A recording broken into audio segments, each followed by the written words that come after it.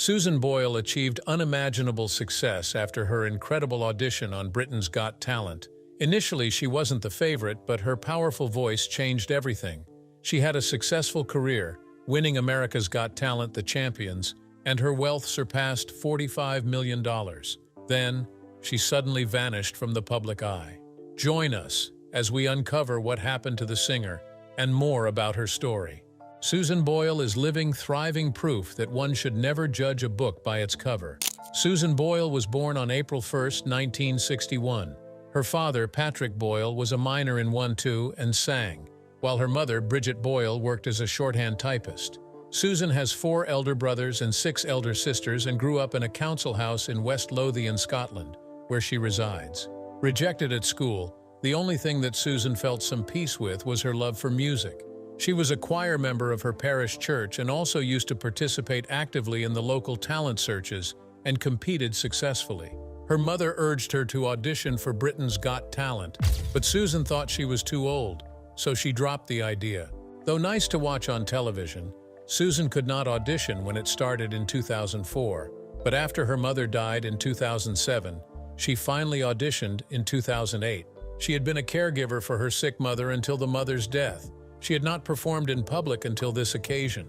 During the show Britain's Got Talent held in Glasgow, Susan astounded the judges and the viewers with her vocal cover of I Dreamed a Dream, the chorus of which elicited a standing ovation. Amanda Holden said it was the biggest wake-up call ever, as she continues to point to people looking down on her due to her beauty. Subsequently, better known as Susan Boyle, famous personalities such as Demi Moore and Ashton Kutcher started tweeting to support her after accomplishing success worldwide.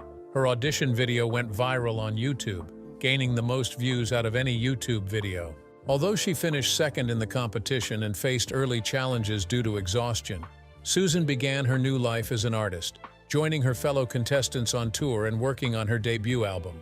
Susan's story inspired many, showing that dreams can come true at any age. Her debut album, I Dreamed a Dream, released in November 2009, broke sales records, selling over 2 million copies worldwide in its first week.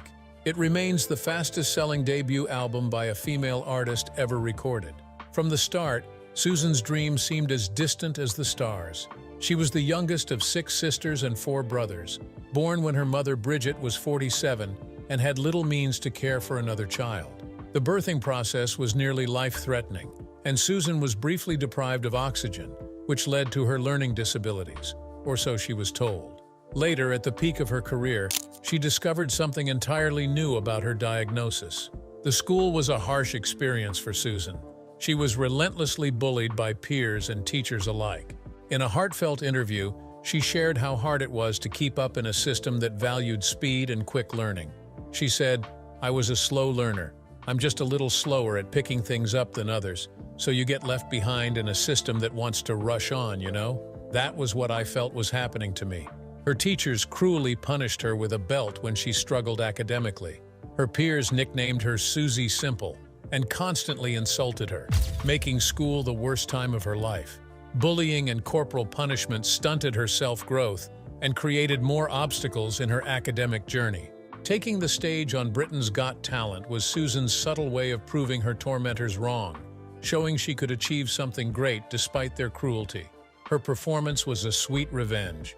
She later wrote and performed You'll See on her first album, a song reminding her bullies that she made it despite their heartlessness. However, her path wasn't easy. In 2011, Susan revealed a tragic part of her childhood. Apart from the undiscovered learning disorder, she also had epilepsy.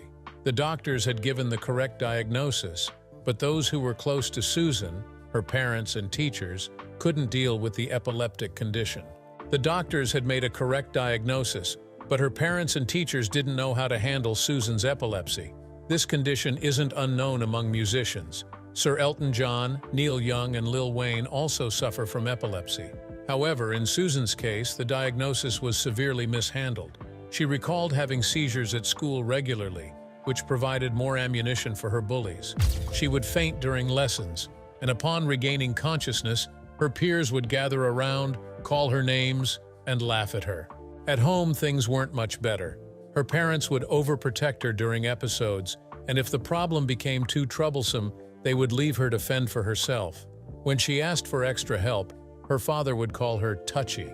The general assumption was that Susan's epilepsy was linked to her learning disabilities, which wasn't the case, so the condition went untreated. It is no surprise that Susan graduated from school with few qualifications. She had trouble finding a job due to her lack of qualifications and undiagnosed learning disability. According to Susan, she applied to many places but either didn't get a call back or failed after her first interview. She eventually got a job as a trainee cook at West Lothian College, which lasted only 6 months. Mostly, she had to move from one government training program to another without a stable job or ample income. Despite these challenges, she found joy and solace in performing at local venues, which was the extent of her musical career until a tragic loss pushed her to pursue a dream she hadn't dared to before. Despite having a tough family life, Susan Boyle believed in forgiveness and selflessness. She didn't have much growing up and wasn't a romantic, famously saying during her Britain's Got Talent stint, "Never been married, never been kissed." Her modesty and decency led to significant life decisions. After her father's passing, all her siblings eventually left their 4-bedroom council house, leaving behind their old, sick, and frail mother. Only Susan and her 10-year-old cat Pebbles stayed. Even after becoming a world-class musical artist and earning millions, Susan still lives in her childhood home, embracing the simplicity of her life. A neighbor mentioned that when her mother, Bridget Boyle, died, Susan wouldn't come out for 3 or 4 days or answer the door or phone. Susan is a practicing Roman Catholic, singing in her church choir and volunteering by visiting elderly members of the congregation in their homes.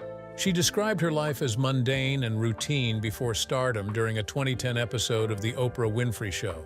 In 2012, Susan was diagnosed with Asperger's syndrome and made this public in a BBC interview in December 2013. Additionally, she also has epilepsy. In November 2012, when asked about internet dating, she joked that she was too scared, saying, "Knowing my luck, I'd go out on a date, and you'd find my limbs scattered around various Blackburn dustbins." In July 2013, Susan endorsed the Better Together campaign to keep Scotland as part of the United Kingdom in the 2014 independence referendum. She stated, "I am a proud, patriotic Scot, passionate about my heritage and country, but I am not a nationalist." She added, "We have retained our proud identity while being a part of Britain." Susan is a non-drinker, and she is a type 2 diabetes patient who was first diagnosed in June 2013. In November 2014, the media reported that she had a boyfriend who often claimed to be her first boyfriend, and they were almost the same age. She suffered a small stroke in 2022 and later shared this during an episode on June 4, 2023, after a Britain's Got Talent show. What do you think motivates Susan Boyle to remain in her childhood home till today?